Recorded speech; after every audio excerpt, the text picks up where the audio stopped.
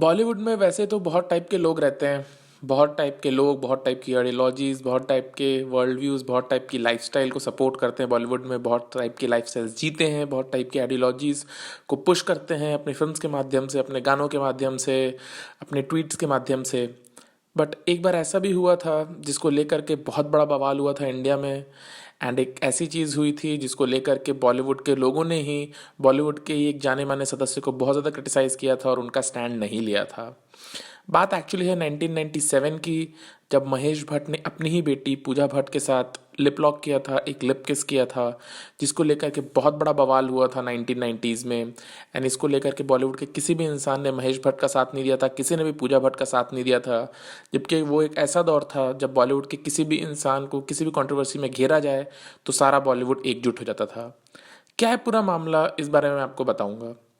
जैसा कि हम सब जानते हैं, जैसा कि आप जानते ही होंगे, महेश भट्ट एक लिबरल हैं, एक लेफ्ट लीनिंग आइडियोलॉजी को सपोर्ट करते हैं।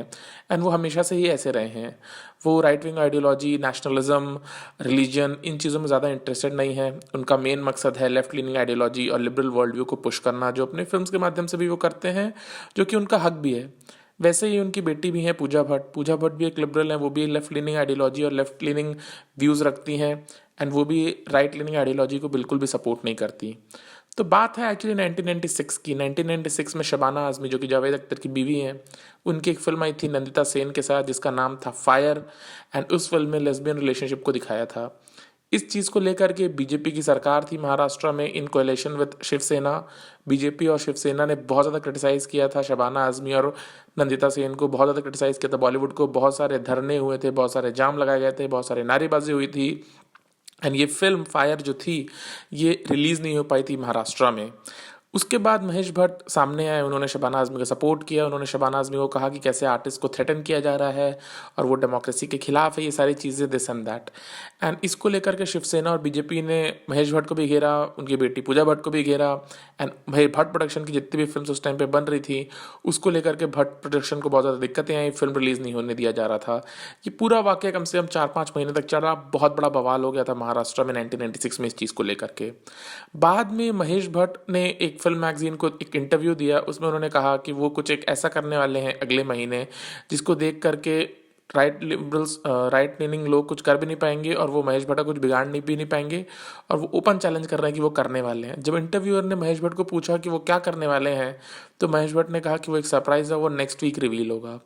अगले हफ्ते महेश भट्ट और उनकी बेटी ने एक मैगजीन को एक कवर फोटो का शॉट दिया और उस फोटो में महेश भट्ट और उनकी खुद की सगी बेटी पूजा भट्ट, वो दोनों एक दूसरे को लिप किस कर रहे थे। एंड उस शॉट को उस मैगजीन के कवर में डाला गया।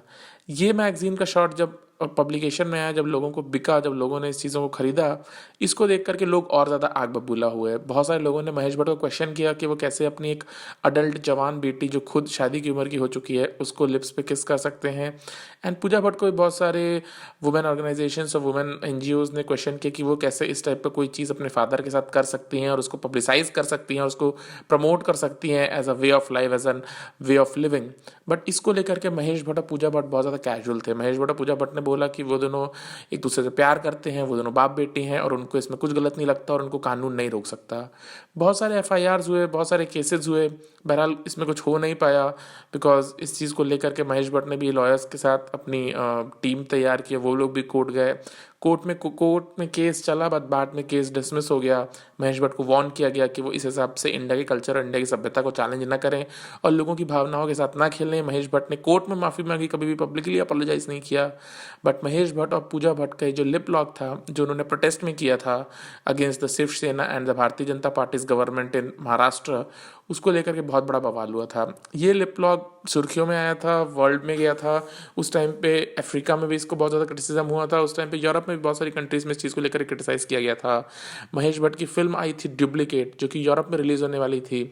वहाँ पे भी बहुत सारे इंडियन डायस्पोरा के लोगों ने महेश भट्ट की फिल्म को बॉयकॉट करने की मांग की थी एंड फिल्म को रिलीज़ नहीं होने दिया था।